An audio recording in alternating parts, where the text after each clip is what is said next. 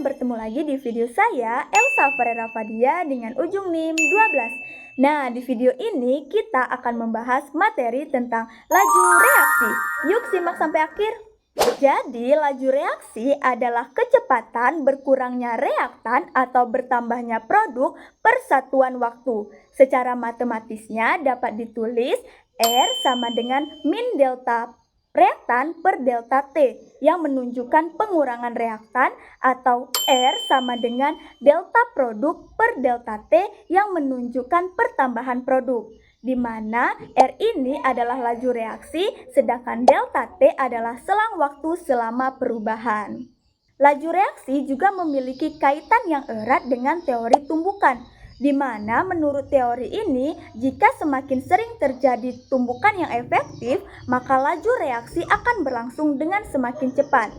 Secara eksperimen, hubungan antara laju reaksi dengan konsentrasi reaktan dapat dirumuskan dengan V sama dengan K dikali konsentrasi A pangkat M dikali konsentrasi B pangkat N, di mana V adalah laju reaksi, K adalah konstanta laju reaksi, A dan B adalah konsentrasi reaktan, sedangkan M dan N adalah orde reaksi.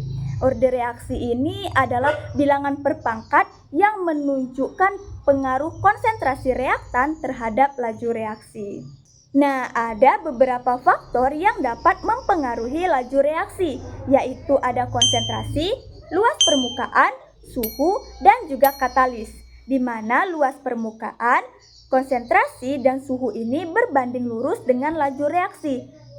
Jika nilainya semakin besar, maka laju reaksi akan berlangsung dengan semakin cepat.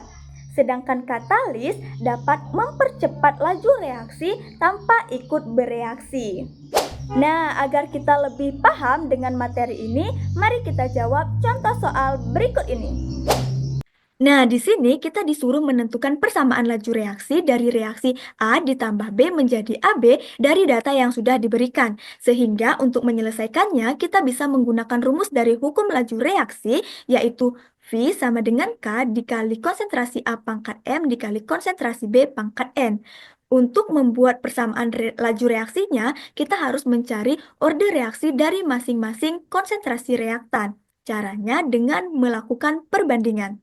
Untuk orde reaksi terhadap A, bisa kita cari dengan melihat data konsentrasi B yang sama.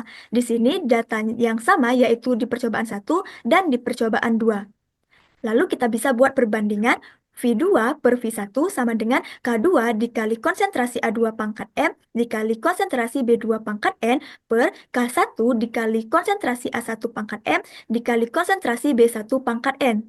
Lalu tinggal kita masukin nilainya. Ini bisa dicoret. Yang ini juga bisa dicoret. Sehingga yang tersisa adalah yang ini.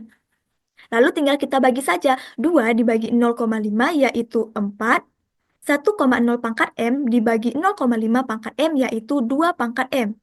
Sehingga M-nya adalah 2.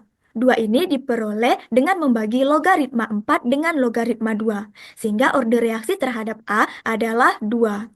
Untuk orde reaksi terhadap B, caranya sama seperti orde reaksi terhadap A. Tapi bedanya yang kita lihat yaitu data dari konsentrasi A yang sama. Di sini data yang sama yaitu di percobaan 2 dan di percobaan 3. Lalu kita buat perbandingan V3 per V2 sama dengan K3 dikali konsentrasi A3 pangkat M dikali konsentrasi B3 pangkat N per K2 dikali konsentrasi A2 pangkat M dikali konsentrasi B2 pangkat N. Lalu tinggal kita masukkan nilainya dan kita hitung sehingga diperoleh N-nya sama dengan 1. Jadi orde reaksi terhadap B adalah 1. Karena kita sudah mengetahui orde reaksi terhadap A dan orde reaksi terhadap B, maka persamaan laju reaksinya dapat ditulis dengan V sama dengan K dikali konsentrasi A pangkat 2 karena orde reaksinya 2 dikali konsentrasi B pangkat 1 karena orde reaksinya 1. 1 bisa tidak ditulis. Baik, terima kasih sudah menonton dan bye-bye!